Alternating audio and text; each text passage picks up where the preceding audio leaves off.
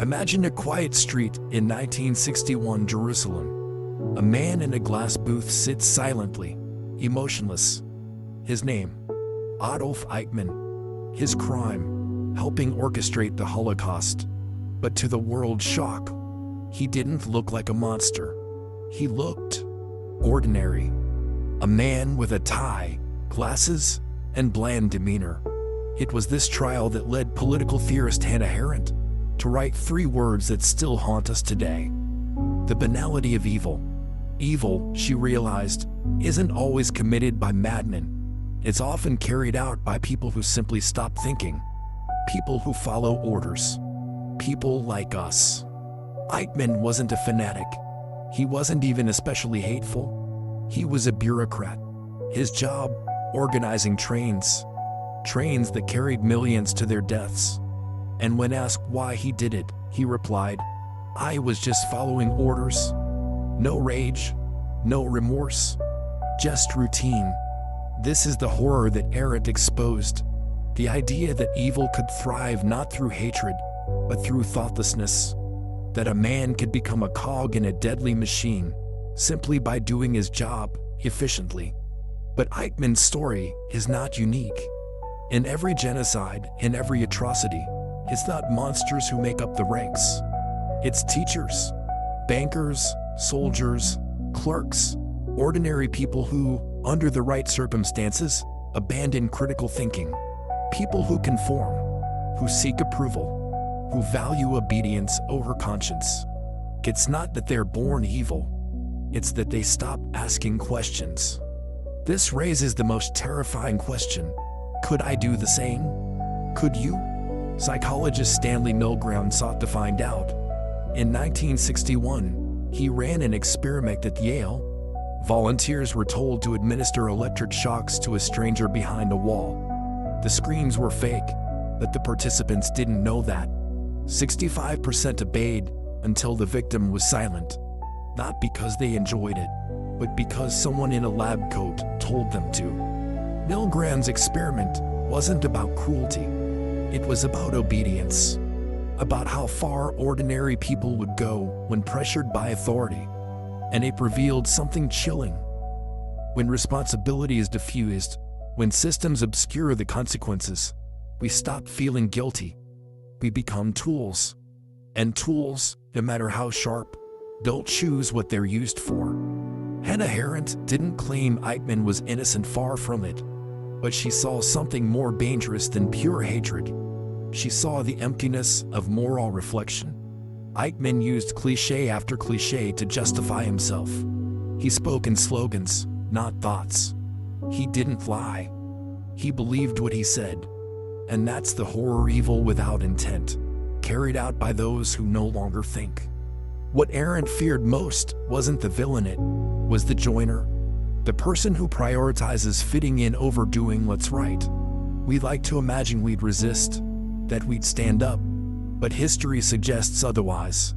In Nazi Germany, in Rwanda, in Cambodia, most people didn't resist. They complied. Not with enthusiasm, with indifference. Why do we comply? Because the cost of disobedience feels too high. Because it's easier to believe what we're told than to question it. Because we fear being outcasts more than being wrong. And so, evil is made not by monsters, but by 1,000 silent nods, 1,000 small concessions, 1,000 people who didn't want trouble. Even language becomes complicit. Bureaucracies don't talk of murder, they talk of final solutions. They don't deport people, they relocate them. Every euphemism distances us from the horror. Every neutral word dulls the edge of conscience. When we sanitize language, we sanitize action. We make evil palatable. And so the machinery of atrocity doesn't begin with hatred. It begins with silence, with paperwork, with polite meetings and stamped approvals. No guns, no shouting, just systems running smoothly. That is the banality of evil, not chaos, but order. Not rage, but routine. But evil doesn't spread alone, it needs help. It needs normalization. It needs neighbors who look away, co-workers who stay quiet, citizens who whisper, "There's nothing we can do." Atrocities don't require mass hatred, only mass indifference. And history shows how easily we slip into that indifference when evil wears a suit, speaks politely, and works from 9 to 5. In 1971, psychologist Philip Zimbardo conducted the Stanford prison experiment. College students, randomly assigned to be guards, quickly descended into cruelty. They weren't evil, they were ordinary. But the uniform, the power, the role, it transformed them. Zimbardo later warned, "It's not that apples that spoil the barrel, it's the barrel itself." This is the terrifying truth. Ordinary people, in the right or wrong context, can commit extraordinary cruelty. It doesn't take a monster to do monstrous things. It only takes a role, a system, and a moment of moral sleep. That's why Arendt didn't call Eichmann a monster. She called him terrifyingly normal. We like to think of evil as loud as bombs, guns, and screaming. But often, it's quiet. He wears glasses. It waits at a desk.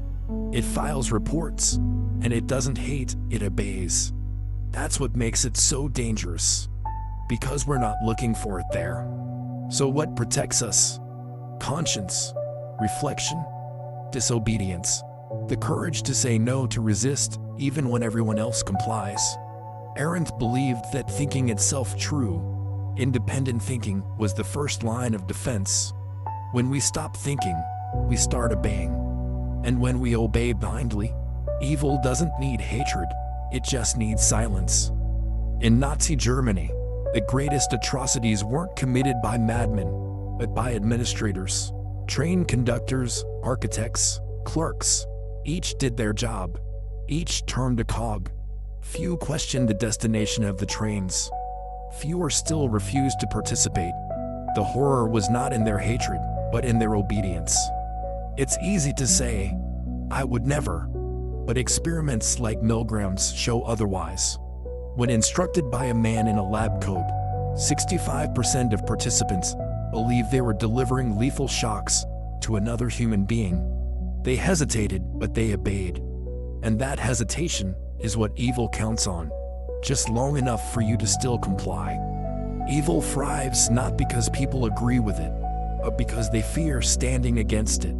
In repressive regimes, silence is survival, but silence also becomes complicity. And the line between the two can vanish before we realize we've crossed it. That is how the unthinkable becomes routine. What makes the banality of evil so chilling is that it strips us of villains. There's no monster to defeat, no devil to blame, just systems, incentives, fear, and people like us caught in their gravity. The question then is no longer who is evil, but what would I have done? History doesn't repeat, it whispers. It tests, it asks, have we learned to think, to feel, to refuse? Or will we, once again, let the machinery start turning, telling ourselves it's just a job, just a rule, just one more signature on a page? Evil does not begin with hatred. It begins with the absence of thought.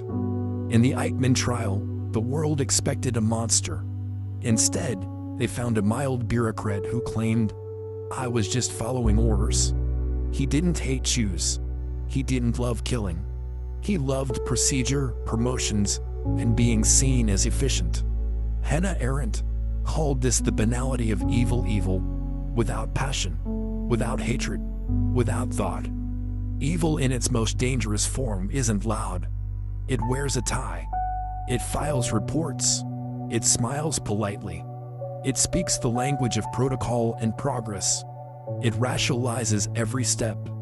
And because it looks normal, no one panics until it's too late. We want evil to be ugly so we can reject it. But what if it's charming? What if it tells us we're on the right side? That we're protecting civilization? That we're just enforcing rules? The most seductive lies are those that let us feel moral while acting immoral. Technology now allows for atrocities at scale. A drone pilot can kill without seeing a face.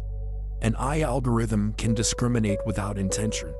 A system can marginalize without any single person making a hateful decision. Responsibility is lost, not denied, but diffused. What then is our defense? Thought, not intelligence, but moral reflection. The willingness to ask, why am I doing this? Who does it serve? What happens if I refuse? It is thought, not rage, that breaks the machine. Because the truly dangerous person is not the one who hates, but the one who never questions. The machinery of evil doesn't require monsters, only silence. A worker processes paperwork. A guard closes a gate. A teacher omits questions. Each believes they played no role. But evil is assembled piece by piece, and its parts are made of people who did not resist. In authoritarian regimes, obedience becomes virtue. Disobedience becomes treason. Under this spell, kindness is weakness, and cruelty is rebranded as discipline. The ordinary citizen becomes a soldier of order, unaware of the quiet war on conscience they've joined. Children grow up hearing the myths of national purity, divine destiny, or historical revenge. By the time they're adults, their empathy has been edited. They cheer not out of hatred, but because they believe they're on the side of truth. But evil doesn't only come from governments. It can emerge in a workplace, a school, a family. It begins where questioning stops, where conformity is rewarded, where fear overrides doubt. The danger is not just what we do, but what we allow.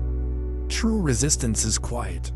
It begins in thought, in doubt, in a whisper that says, something here is wrong. It is not grand gestures, but the refusal to go along.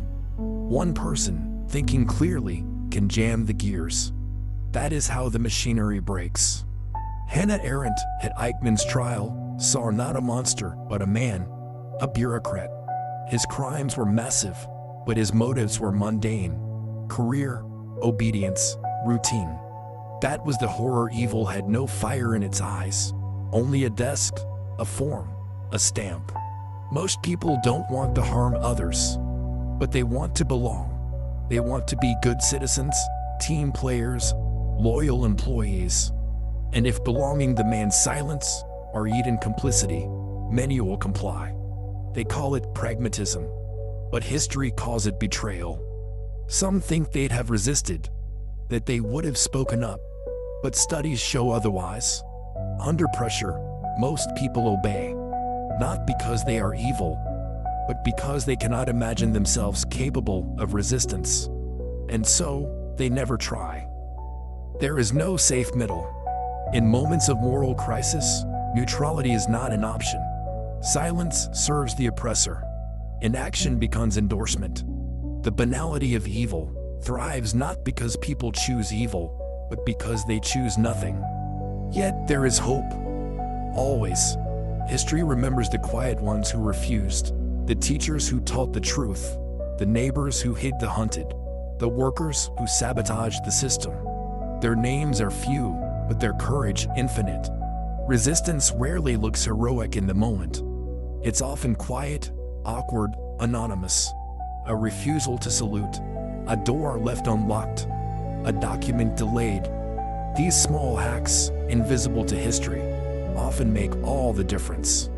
Most atrocities are not carried out by monsters, but by men and women who once considered themselves good.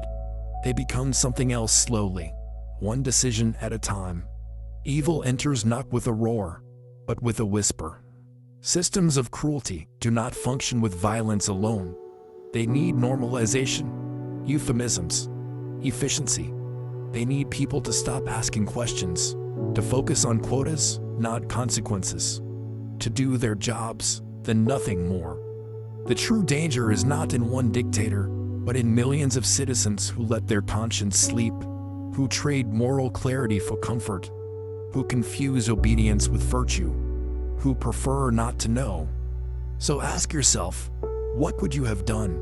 Not in hindsight, but in the moment. When the rules were clear, the punishment swift, and the silence deafening. Would you have stood fast or stepped aside? History doesn't remember most of us, but the systems we support or silently allow remember us in outcomes. A bureaucrat may never see the camp. A voter may never meet the prisoner.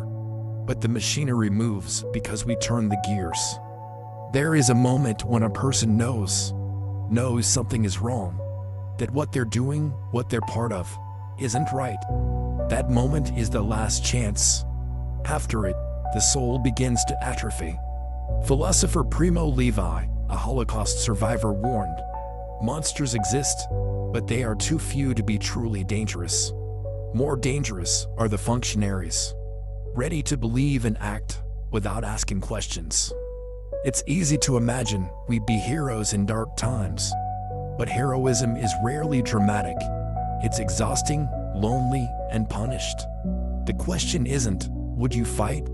It's, would you think when others chose not to? In the end, evil triumphs not when the hateful act, but when the decent stay silent. When comfort outweighs conscience. When ordinary people become obedient shadows. This, Hannah Arendt warned, is the true banality of evil. Auschwitz didn't begin with gas chambers. It began with words. With the quiet shifting of what was acceptable to say, to believe, to ignore. With a culture that chose to look away, one polite silence at a time. Today, we may not be soldiers or judges, but we sign, we click, we forward, we vote. Moral responsibility has not vanished. It has been digitized, normalized, fragmented, but it's still ours. Resisting evil rarely feels heroic. It feels inconvenient. It isolates, it threatens. But history shows, a single voice can slow the machine. One refusal can ripple outward. One no can echo through time. What separates conscience from complicity is not intelligence, not education, not even faith. It's courage. The courage to think. The courage to feel discomfort. The courage to remain human. In 1963, at the trial of Adolf Eichmann, Hannah Arendt saw not a monster, but a dull bureaucrat. Evil, she realized, often looks boring, normal, harmless. That's what makes it so dangerous. So, will you notice it next time?